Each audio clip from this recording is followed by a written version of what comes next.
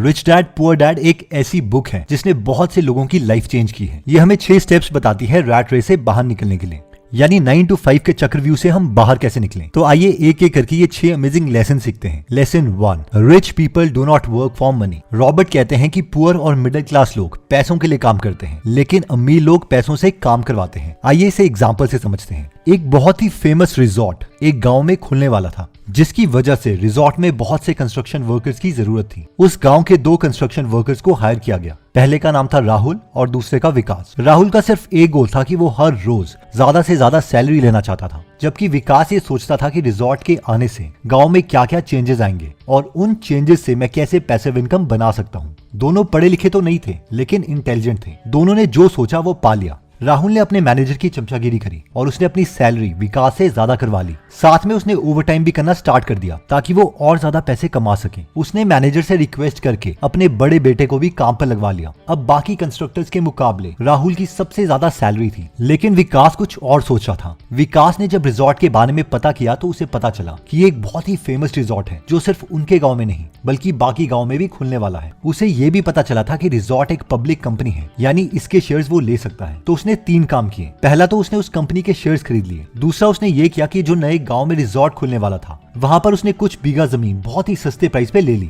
और फाइनली उसे पता था कि जब ये रिजॉर्ट कंप्लीट हो जाएगा तो कंस्ट्रक्शन वर्कर्स की जरूरत नहीं रहेगी, लेकिन वहां पर जो एम्प्लॉइज आएंगे उन्हें उसी गांव में रहना पड़ेगा, क्योंकि रिजॉर्ट अपने बड़े मैनेजमेंट के अलावा बाकी छोटी पोजीशंस वाले एम्प्लॉइज को घर नहीं दे रही है। इसलिए उसने वहां पर अपनी छोटी सी जगह पर पीजी बना लिया। जब 5 साल के बाद रिजॉर्ट पूरा हुआ तो राहुल की जॉब चली गई और उससे कहा गया कि अगर उसे दोबारा काम चाहिए तो उसे 100 किलोमीटर दूर जो दूसरा रिजॉर्ट बन रहा है वहां पर जाके काम करना पड़ेगा। राहुल को समझ नहीं आ रहा था कि वो इस ओल्ड एज में कहाँ जाए। वहीं पर रिजॉर्ट खोलने पर विकास के शेयर्स का प्राइस इंक्रीज हो गया। साथ में उस रिजॉर्ट के स्टाफ विकास के बनाए पीजी में रहने लग गए, जिसकी वजह से उसे पैसिव इनकम आना स्टार्ट हो गई। और साथ में जो जमीन उसने दूसरे गांव में खरीदी थी वहां पर उसका प्राइस भी इंक्रीज हो गया। विकास को पता था कि अब उसे नौकरी की जरूरत नहीं है और वो पीजी से आ रहे पैसों से दूसरे गांव में भी पीजी बनाएगा। इन शॉर्ट स्टोरी की लर्निंग ये है कि विकास जैसे रिच माइंडसेट वाले लोग थोड़े टाइम के लिए पैसों के लिए काम करते हैं, लेकिन वो जानते हैं कि फ्यूचर में उन्हें पैसिव इनकम सोर्स भी बनाना है ताकि उन्हें काम ना करना पड़े। लेसन नंबर 2 आता है व्हाई टीच फाइनेंशियल लिटरेसी।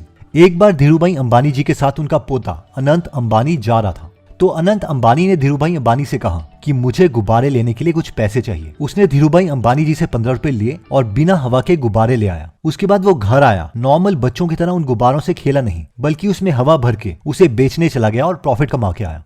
मैंने जाकर गुब्बारे की पैकेट खरीदी और हवा तो फ्री होता है, तो हवा भर दी और बेचने चला गया।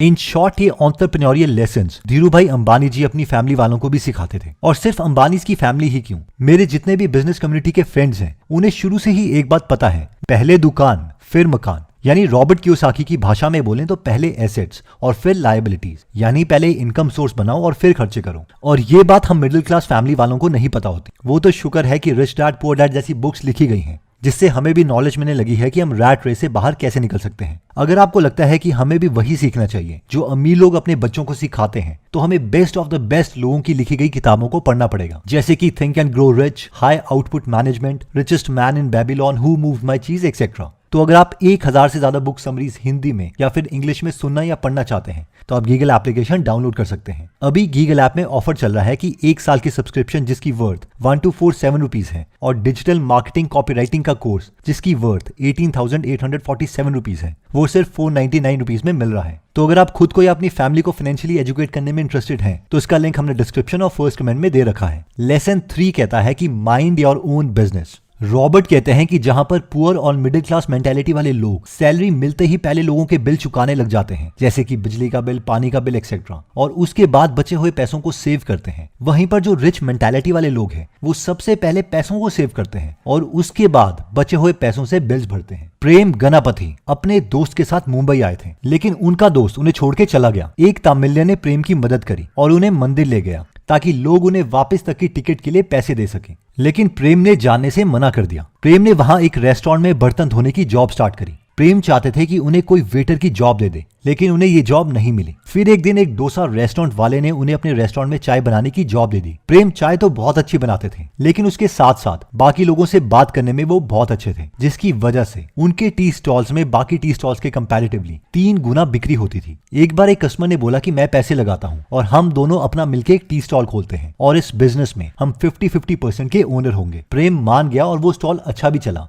लेकिन थोड़े टाइम के बाद प्रेम के पार्टनर को लगा कि मैं इसे तो बहुत ज्यादा पैसे दे रहा हूँ, इसलिए उसने प्रेम जी को निकाल दिया। प्रेम को बहुत बुरा लगा और उन्होंने अपना डोसा आउटलेट खोलने का सोचा और उस डोसा आउटलेट को नाम दिया डोसा प्लाजा, जिसमें 150 वैरायटी के डोसा मिलते हैं। ये डोसा प्लाजा बहुत फेमस हुआ। आज डोसा प्लाजा के 26 आउटलेट्स हैं और इनके पास 150 एम्प्लॉय हैं और ये हर साल 5 करोड़ का टर्नओवर करते हैं। पर हम लोगों के मन में सवाल ये आ रहा होगा कि प्रेम जी के पास डोसा आउटलेट खोलने के लिए पैसे कहां से आए? तो ये पैसे उनकी सेविंग्स थी। जितने साल उन्होंने काम किया वो खुद को पहले पे करते थे। कई बार ऐसा टाइम आता था कि उनके पास बाकी बिल्स के लिए पैसे नहीं होते थे, लेकिन उन्हें पता था कि अगर उन्होंने पहले बिल्स पे कर दिए और खुद अपने फ्यूचर के लिए पैसे सेव नहीं करे तो वो हमेशा उसी सिचुएशन में रह जाएंगे जिस सिचुएशन में वो हैं। और इसी कॉन्सेप्ट को रॉबर्ट अपनी बुक में कहते हैं कि माइंड योर ओन बिजनेस। तो अब आते हैं लेसन नंबर 4 में, जो कहता है work to learn, don't work for money. Robert कहते हैं कि अमीर माइंडसेट वाले लोग पैसों के पीछे नहीं भागते बल्कि लर्निंग के पीछे भागते हैं। आइए इसे अमेजिंग एग्जांपल से समझते हैं। थिंक एंड ग्रो रिच एक ऐसी बुक है जो इतनी फेमस है कि बहुत से लोग बस उसे लगाकर छोड़ देते हैं ताकि उनके सबकॉन्शियस माइंड में वो स्टोर होती रहे। लेकिन क्या आप जानते हैं कि ये बुक लिखी कैसे गई थी? ओके, तो इस बुक के ऑथर है नेपोलियन हिल। नेपोलियन हिल को उस वक्त के दुनिया के रिचेस्ट इंसान एंड्रयू कार्नेगी ने बुलाया था और उन्होंने कहा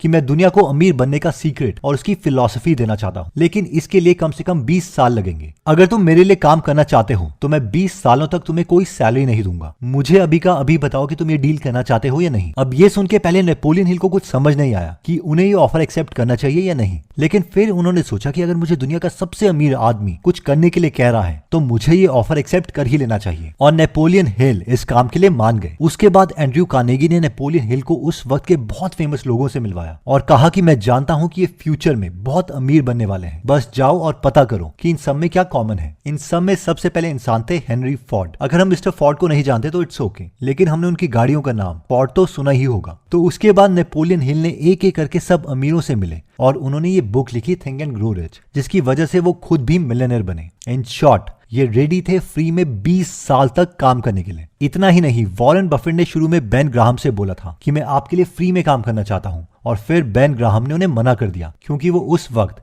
सिर्फ ज्यूज को जॉब देते थे। वैसे ही मुनीश पब्राय ने वॉरेन बफेट से बोला था कि मैं आपके लिए फ्री में काम करना चाहता हूं, और फिर वॉरेन बफेट ने मना करते हुए कहा नहीं, मैं अकेले ही ठीक हूं। इन शॉर्ट लेसन ये है कि अमीर माइंडसेट वाले लोग जल्दी से कुछ पैसे कमाने का नहीं सोचते, बल्कि वो उन स्किल्स के पीछे भागते हैं जो लॉन्ग रन में उन्हें वेल्थ क्रिएट करके दे। लेसन 5 आता है the rich invent money. Robert कहते हैं कि जो सबसे बड़ा एसेट किसी भी ह्यूमन के पास है वो है उसका दिमाग, और अगर उसने अपने ब्रेन में इन्वेस्ट किया है तो वो कभी भी एनॉर्मस वेल्थ क्रिएट कर सकता है। आइए इसे एग्जांपल से समझते हैं। एक बार एक रियल एस्टेट बिजनेसमैन ने देखा कि एक एरिया की प्रॉपर्टी की कीमत काफी बढ़ गई है क्योंकि वो रोड के साथ थी, लेकिन एक और प्रॉपर्टी थी रोड के साथ और उसका प्राइस दूसरी प्रॉपर्टी से 1/4 प्राइस पर मिल रहा था। इसका रीजन सिर्फ एक था कि सड़क और उस प्रॉपर्टी के बीच में एक गंदा सा नाला आता था जिससे बहुत बदबू आती थी, और साथ में इस प्रॉपर्टी में पहुंचने के लिए सड़क से घूम के जाना पड़ता था। तो जहां पर सब उस प्रॉपर्टी से भाग रहे थे, उस बिजनेसमैन ने इसमें अपॉर्चुनिटी देखी। उसने वो प्रॉपर्टी जल्दी से खरीद ली और 3 लाख रुपए इन्वेस्ट करके उसका नाला बंद करवा दिया, और साथ में सड़क से लेकर उस प्रॉपर्टी तक एक छोटा सा पुल बना दिया। ये 2 काम करते ही उस प्रॉपर्टी की कीमत भी दूसरी प्रॉपर्टी जितनी हो गई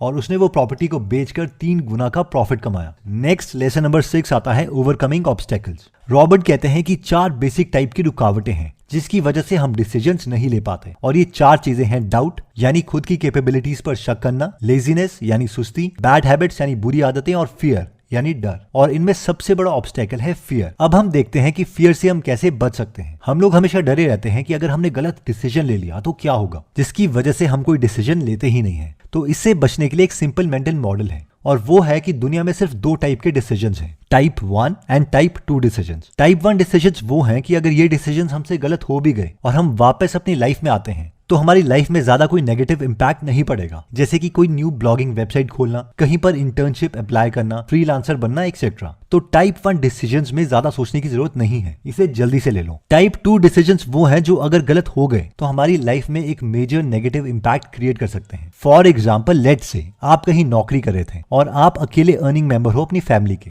आप एक दो पॉडकास्ट सुनते हो और बिना सोचे समझे जॉब छोड़ देते हो ताकि आप खुद का बिजनेस कर सको। अब अगर ये बिजनेस फेल हो जाता है तो ये आपकी लाइफ को हेल्प बना सकता है। तो इस सिचुएशन में बेटर है कि हम टाइप 2 डिसीजन को टाइप 1 डिसीजन में कन्वर्ट करने की कोशिश करें और फिर एक्शन लें। जैसे कि इस केस में आप जॉब के साथ ही और मेहनत करो और बिजनेस स्टार्ट करने की कोशिश करो। अगर आपका बिजनेस चल पड़ता है और आपको सैलरी से 3 से 4 गुना पैसा आ रहा है और आपको लगता है कि अब आपका बिजनेस स्टेबल भी है, तो उस वक्त पर जॉब छोड़ो, क्योंकि इस वक्त ये हमारे लिए टाइप 1 डिसीजन है। आई होप ये 6 लेसन हमें याद रहेंगे और ये 6 लेसन हैं। Lesson 1, rich people do not work for money. Lesson 2, why teach financial literacy. Lesson 3, mind your own business. Lesson 4, work to learn, don't work for money. Lesson 5, the rich invent money. Lesson 6, overcoming obstacles. Also Giggle application एक अच्छा source है जहां पर हम अपनी financial knowledge improve कर सकते हैं और इस एप्लीकेशन का लिंक हमने डिस्क्रिप्शन और फर्स्ट कमेंट में दे रखा है। एनीवेज दोस्तों, अगर आप ऐसी नॉलेजेबल वीडियोस मिस नहीं करना चाहते तो सब्सक्राइब करने के बाद बेल का बटन दबाना मत भूलिएगा। आप कमेंट करके ये भी बता सकते हैं कि आप नेक्स्ट वीडियो